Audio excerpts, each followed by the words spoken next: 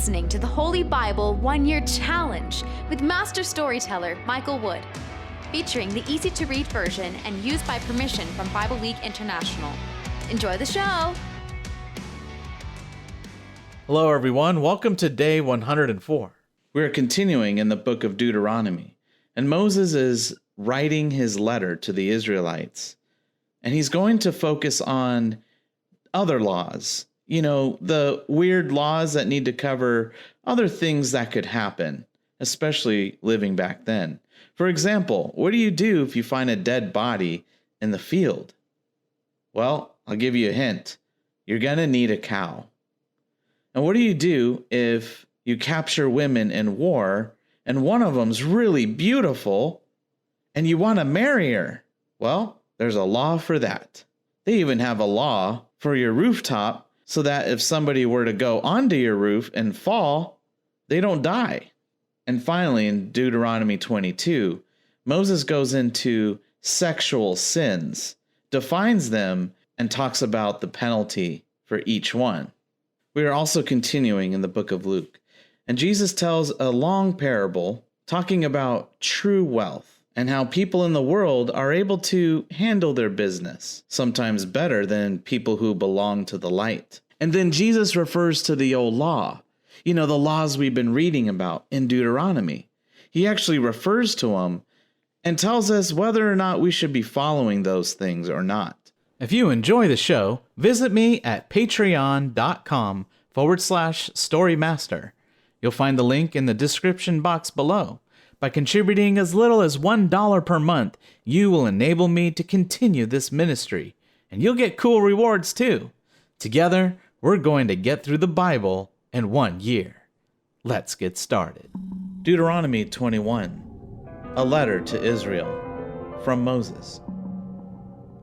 If someone is found murdered in the land that the Lord your God is giving you, you might find a dead body in a field, but no one knows who killed that person. Your leaders and judges must come out and measure the distance to the towns around the dead body. When you learn which town is nearest to the dead body, the leaders of that town must take a cow from their herds. It must be a cow that has never had a calf and that has never been used for work. Then the leaders of that town must bring the cow down to a valley with running water. It must be a valley that has never been plowed or had anything planted in it. Then the leaders must break the cow's neck there in that valley. The priests, the descendants of Levi, must also go there. The Lord your God has chosen these priests to serve him and to bless people in the name of the Lord. The priests will decide who is right in every court case and whenever someone is hurt. All the leaders of the town nearest the dead body must wash their hands over the cow that had its neck broken in the valley. These leaders must say, "We did not kill this person, and we did not see it happen. Lord, you saved your people Israel. Now make us pure. Don't blame us for killing an innocent person."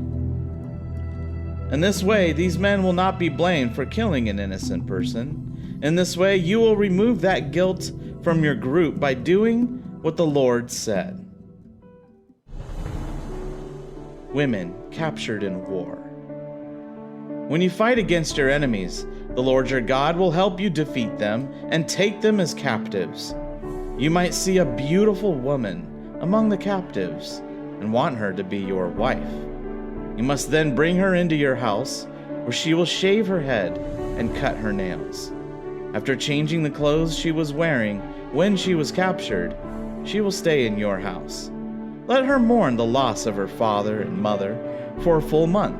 After that, you may marry her and live together as husband and wife. If you are not pleased with her and choose to divorce her, set her free. You cannot sell her. You had sex with her, so you must not treat her like a slave. The oldest son. A man might have 2 wives and love one wife more than the other. Both wives might have children for him, but the firstborn son might be from the wife he does not love. When the man divides his property among his children, He cannot give the rights of the firstborn to the son of his favorite wife. The man must accept the firstborn son from the wife he does not love. The man must give that son a double share of everything he owns, because that son is his first child. The right of the firstborn belongs to that son. Children who refuse to obey God. Someone might have a son who is stubborn and refuses to obey his father or mother. They punish the son, but he still refuses to listen to them. His father and mother must then take him to the leaders of the town at the town meeting place. They must say to the leaders of the town, "Our son is stubborn and refuses to obey. He does not do anything we tell him to do. He eats and drinks too much." And the men in the town must kill the son with stones. By doing this, you will remove this evil from your group. Everyone in Israel will hear about this and be afraid. Criminals killed and hanged on a tree. Someone might be guilty of a sin that must be punished by death. People might kill him and hang his body on a tree. You must not let that body stay on the tree overnight. You must be sure to bury him on the same day, because the one who hangs on a tree is cursed by God, and you must not let the land the Lord your God is giving you become unclean. Deuteronomy 22. Other laws. If you see that your neighbor's ox or sheep is loose, you must not ignore it. Be sure to take it back to its owner. If the owner does not live near you, or if you don't know who it belongs to, take the ox or sheep to your house. Keep it there until the owner comes looking for it, then give it back. You must do the same thing when you find anything that your neighbor might have lost. Don't try selling it to your neighbor. You must give it back. If your neighbor's donkey or ox has fallen down on the road, you must not ignore it. You must help your neighbor lift it up again. A woman must not wear a man's clothes, and a man must not wear women's clothes. Anyone who does this is disgusting to the Lord your God. You might be walking along a path and find a bird's nest in a tree or on the ground. If the mother bird is sitting with her baby birds or on the eggs, you must not take the mother bird with the babies. You may take the babies for yourself, but you must let the mother go. If you obey these laws, things will go well for you, and you will live a long time. When you build a new house, you must build a wall around your roof. Then you will not be guilty for the death of a person who falls from the house. Things that must not be put together. You must not plant seeds of grain in the same fields as your grapevines. Why? Because then they become useless, both the grapes and the grain produced by the seeds you planted. You must not plow with an ox and a donkey together. You must not wear clothes made by weaving together wool and linen. Tie several pieces of thread together, then put these tassels on the four corners of the robes you wear. Marriage laws. A man might marry a woman and have sex with her. Then he might decide that he does not like her. He might accuse her of doing wrong and say, "I married this woman, but when we had sex, I found she was not a virgin." By saying this against her, people might think bad things about her. If this happens, the girl's father and mother must bring the proof that the girl was a virgin and show it to the town leaders at the meeting place of the town. The girl's father must say to the leaders, "I gave my daughter to this man to be his wife, but now he does not want her. This man accused my daughter of doing wrong and said, 'I did not find the proof that your daughter is a virgin. But here is the proof that my daughter was a virgin.'" Then they should show the cloth to the town leaders. Then the leaders of that town must take that man and punish him. They must fine him 100 pieces of silver. They will give the money to the girl's father, because her husband brought shame to an Israelite girl, and the girl will continue to be the man's wife. He cannot divorce her for the rest of his life. But what the husband said about his wife might be true. The wife's parents might not have the proof that she was a virgin. If this happens, the town leaders must bring the girl to the door of her father's house. Then the men of the town must kill her with stones.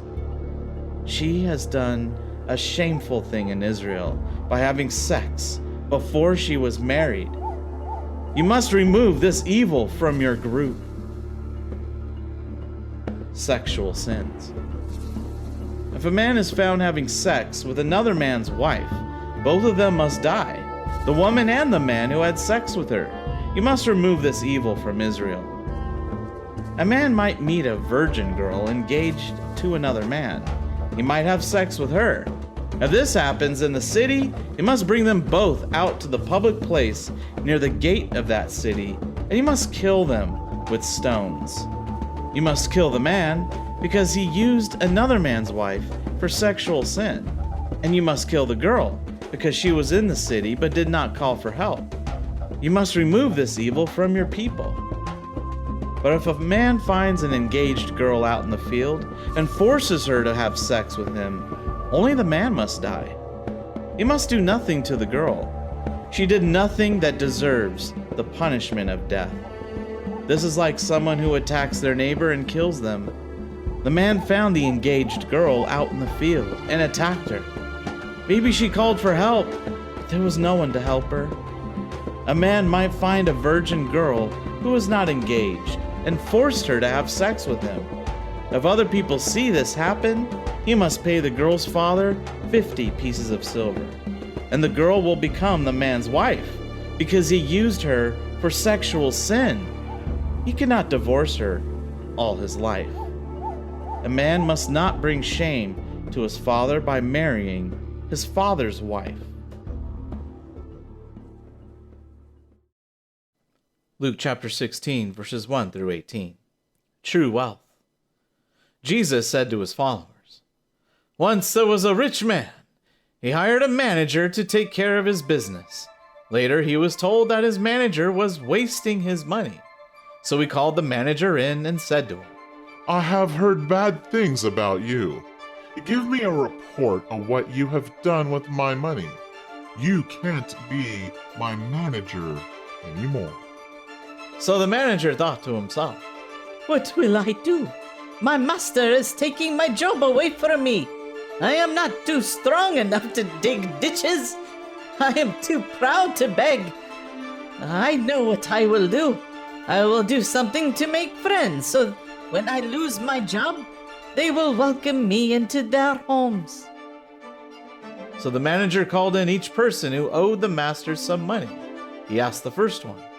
'How much do you owe my master?' He answered, 'I owe him 100 large jars of olive oil.' The manager said to him, 'Here is your bill. Hurry, sit down and make the bill less. Write 50 jars.' Then the manager asked another one. 'How much do you owe my master?' He answered. 'I owe him 100 measures of wheat.' Then the manager said to him, 'Here is your bill. You can change it to 80 measures.' Later, the master told the dishonest manager that he had done a smart thing. Yes, worldly people are smarter in their business with each other than the people who belong to the light. Here's what I mean.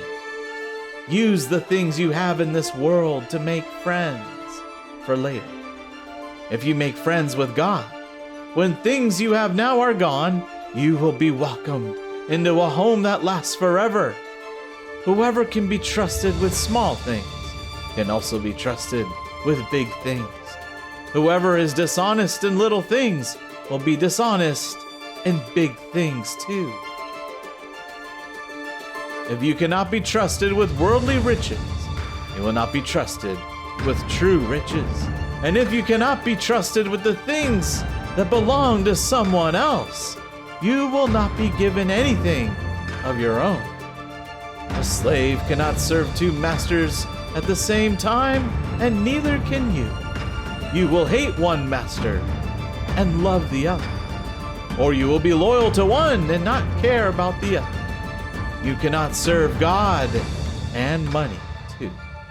When the Pharisees heard what Jesus said, they laughed at him because they all loved money. Jesus said to them, "You make yourselves look good in front of people, but God knows what is really in your hearts. The things people think are important are disgusting to God. Before John the Baptizer came, people were taught the law of Moses and the writings of the prophets. But since the time of John, the good news about God's kingdom is being told, and everyone is trying hard to get into it. But not even the smallest part of a letter in the law can be changed. It would be easier for heaven and earth to disappear. So I say that any man who divorces his wife and marries another woman is guilty of adultery. Also, the man who marries a divorced woman is guilty of adultery."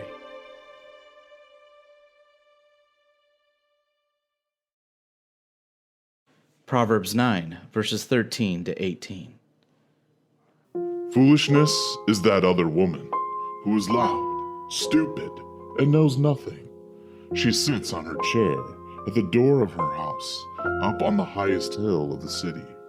When people walk by, thinking about what they have to do, she calls out to them. Whoever needs instruction, come. To all who are foolish, she says, Stolen water is sweet. Stolen bread tastes good. those people don't realize that her house is full of ghosts and that her guests have entered the world of the dead.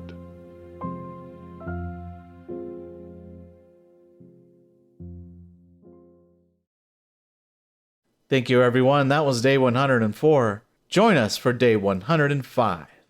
We hear more rules in the book of Deuteronomy about people who cannot actually join in worship. You know, like a man with a crushed testicle, or if a man's parents are not legally married, things like that. You'll learn about how to keep the army camp clean and what to do if a man marries a woman and then finds out something about her that he doesn't like. In the book of Luke, we'll hear the story of a man named Lazarus. And through that story, we get a little glimpse from the words of Jesus himself of what hell really is. We hope you enjoyed today's verses. Be sure to leave us a positive review and to share this podcast with your friends and family. Please join us for the next episode as we experience the Bible in 1 year.